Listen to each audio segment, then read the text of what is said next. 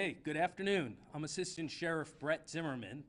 Before I provide you with details of the OIS, I want to say a few things about suicide prevention. The past few months haven't been easy for many people in our community. We know a lot of people are stressed and hurting over their jobs, no income, and or their domestic issues they're having. We want to say if you're feeling suicidal, what we'd ask you to do before you take action to harm yourself or others is to seek help. Please. You can start by calling the suicide hotline at 1-800-273-8255, where there are experts on standby to help. I will now brief you on the additional details as we know them today about the officer-involved shooting that occurred on Sunday, August 30th, 2020. This is OIS number 13 for 2020, non-fatal number 7. At the same time last year, we were at OIS number 14 and fatal number 10. The date, time, and type of call, I'm sorry, you're correct, non-fatal number 10. Those last two numbers last year, OIS number 14 and non-fatal number 10. The date, time, and type of call is August 30th, 2020, and the time was at 3:11 a.m. The type of call was an attempt suicide. The location of the OIS was at Grand Teton and El Capitan, Las Vegas, Nevada, 89143, located in the Northwest Area Command, and the scene is to my left. Our involved officers were Officer Michael Hennessy, I'll spell that, Hennessey. He is 30 years old and has been with LVMPD since 2016. In this incident, Officer Hennessy was armed with a Glock 19 9mm handgun equipped with a tactical light. The investigation revealed he fired 7 rounds during the incident. Officer Hennessy is assigned to the Community Policing Division, Northeast Area Command. The second officer is Officer Eric Wennerberg, spelled Wennerberg. He's 36 years old and has been with the LVMPD since 2018. In this incident, Officer Wennerberg was armed with a Glock 17 9mm handgun equipped with a tactical light. The investigation revealed he fired 1 round during this incident. Officer Wennerberg is assigned to the Community Policing Division, Summerlin Area Command. We do have body-worn camera video of this incident from one of the officers, which will be shown at the conclusion of my remarks. We will not be able to show the second officer's body-worn camera due to a malfunction that evening. Our training section is currently looking into that problem, but both of the officers were side by side in the incident, so you can get a good gauge of what occurred. Our suspect is Nicholas Tano, spelled T-A-N-O. He's 25 years old, a white male adult, 6'3", 200 pounds, and he's pictured to my left. The suspect's weapon in this incident, Mr. Tano was armed with a FN 5.7, 5.7 caliber handgun.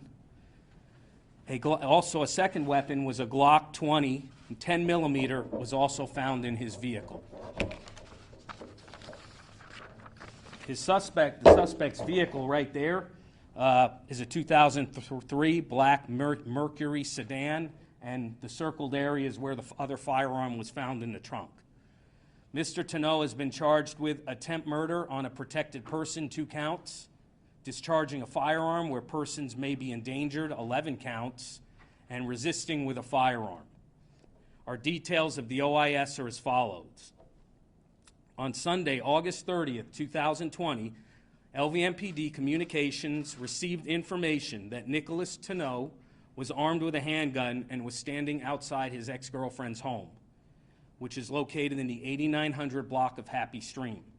The caller provided the phone number for Mr. Tano's ex-girlfriend, who was inside of the house. The dispatcher called Mr. Tano's ex-girlfriend and received further information. The ex-girlfriend stated to the dispatcher that Mr. Tano was an alcoholic, was acting erratic, and was texting her suicidal messages. Some of those text messages included photos of Mr. Tano holding a firearm while standing outside of her residence. Northwest Area Command officers were working a barricade at the time of this incident was called in, therefore additional units from other area commands were called to assist.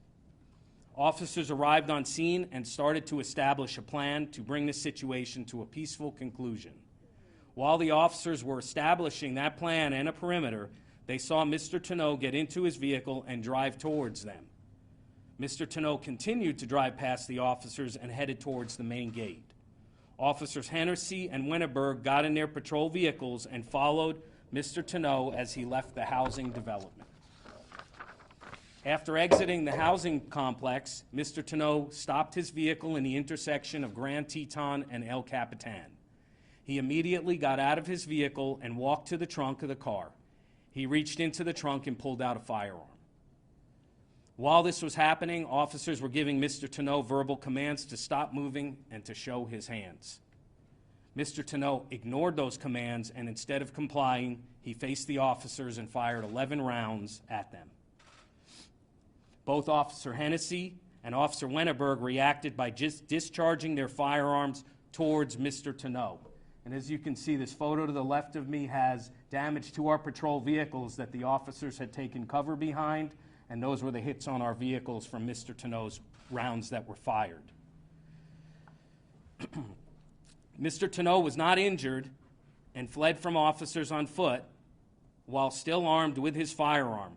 He was quickly located and contained by responding officers. The situation was treated as an open field barricade, and the SWAT team, along with crisis negotiation team, responded to the scene. After several hours of negotiations, Mr. Tonneau surrendered peacefully. He was then transported to CCDC and charged with the aforementioned charges, and I'll now show you body-worn footage.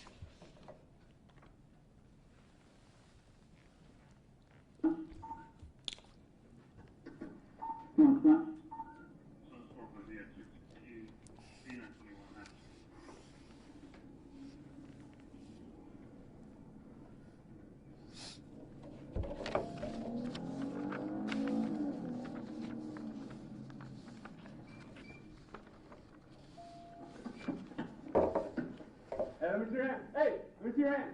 Hey, give me your hand. Hey. Stop fire. One straight shot.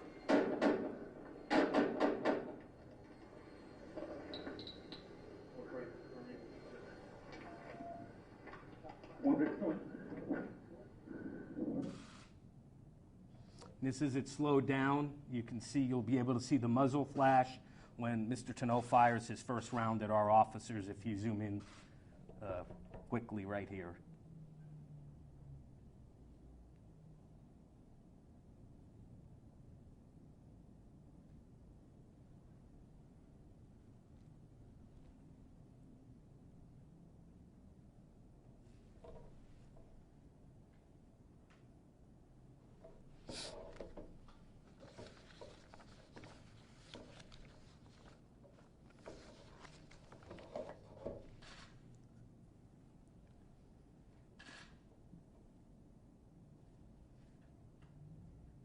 This here is going to be a video of him being taken into custody between the time of the initial arrival on the call to the time he took him into custody.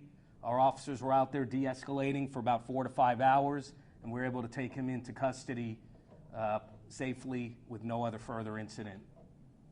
We gave him an exit plan. He said, all right. So it sounds like you may be getting up the courage to surrender.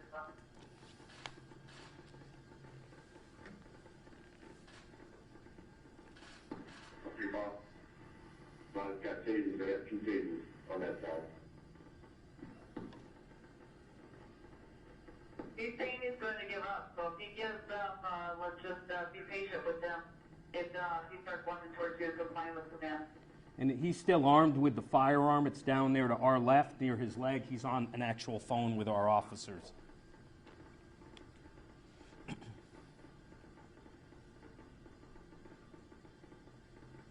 He's saying he's going to put the phone down and he's going to walk.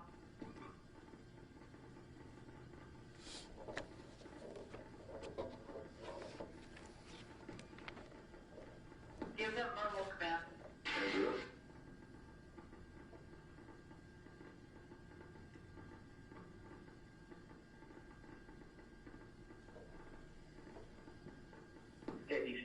hands free.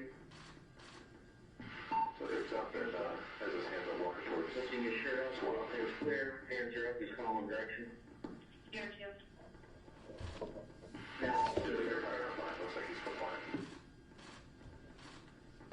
Herman, he left the fire behind. Paper. He's following directions, he's compliant.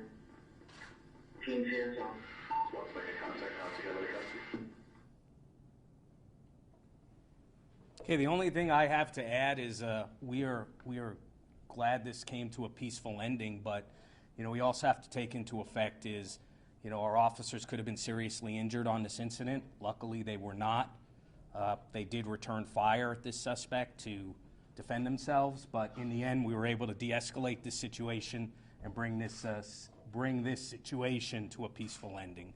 So if there's any questions, I can take them now. Yes, sir. Do you know what was said to him for him to turn himself in? If not, can you speak about the work negotiated that morning? A few years back, 5, 6 years back, I oversaw our crisis negotiation team as a SWAT commander.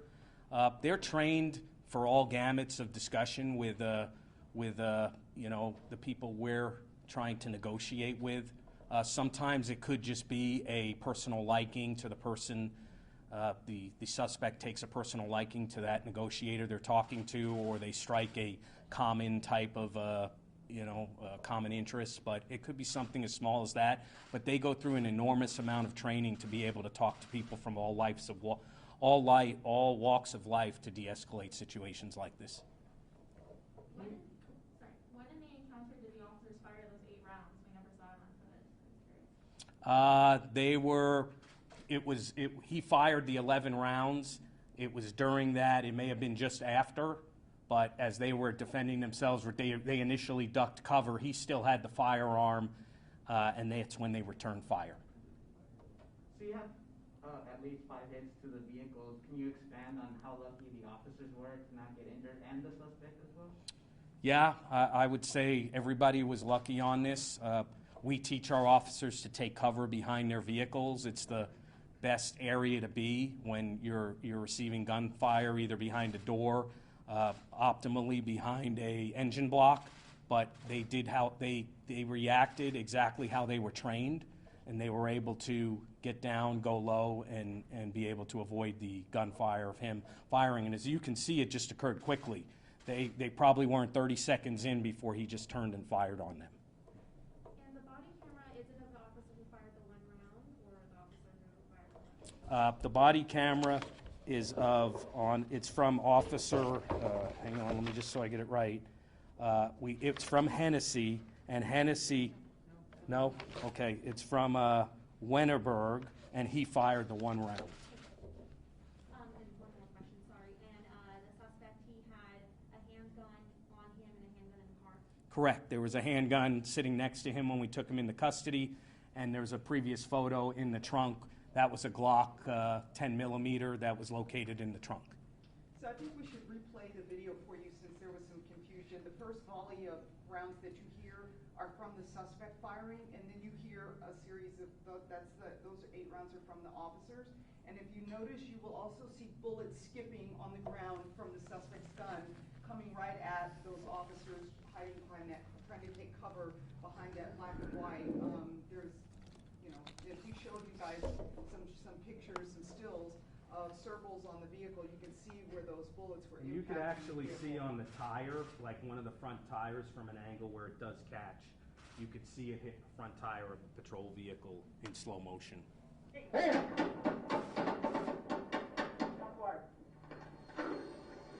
One third truck.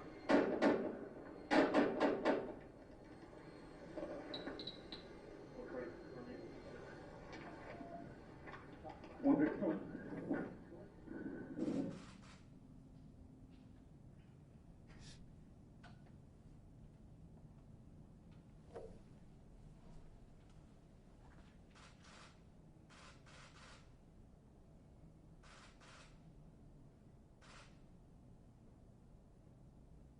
This goes all the way through. You'll see the front tire right down there catch it in slow motion. Right there.